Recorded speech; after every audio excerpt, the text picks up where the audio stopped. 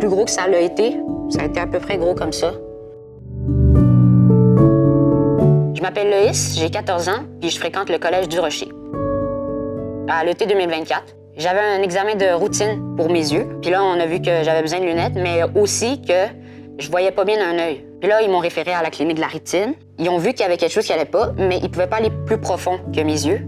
C'est pour ça que j'ai été référée après ici, à Sainte-Justine, en ophtalmologie, où on m'a fait passer des IRM, des tests, puis on a pu me diagnostiquer une tumeur au cerveau.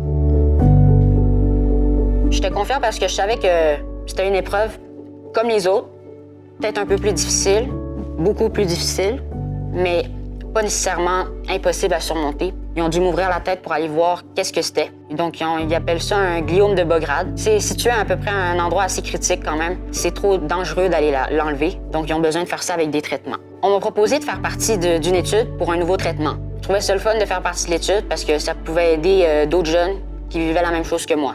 Depuis que j'ai commencé le traitement, il y a eu plusieurs améliorations. La tumeur, elle a diminué. Aujourd'hui, c'est à peu près gros de même. Au bout du traitement, la masse, elle risque d'être encore là. Je dois me faire à l'idée que je vais vivre avec jusqu'à la fin de mes jours, puis que je vais devoir toujours faire attention.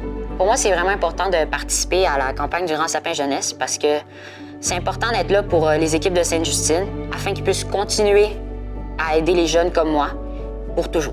En novembre, illuminons ensemble la base du Grand Sapin Jeunesse de Sainte-Justine et montrons à tout le Québec de quoi les jeunes sont capables.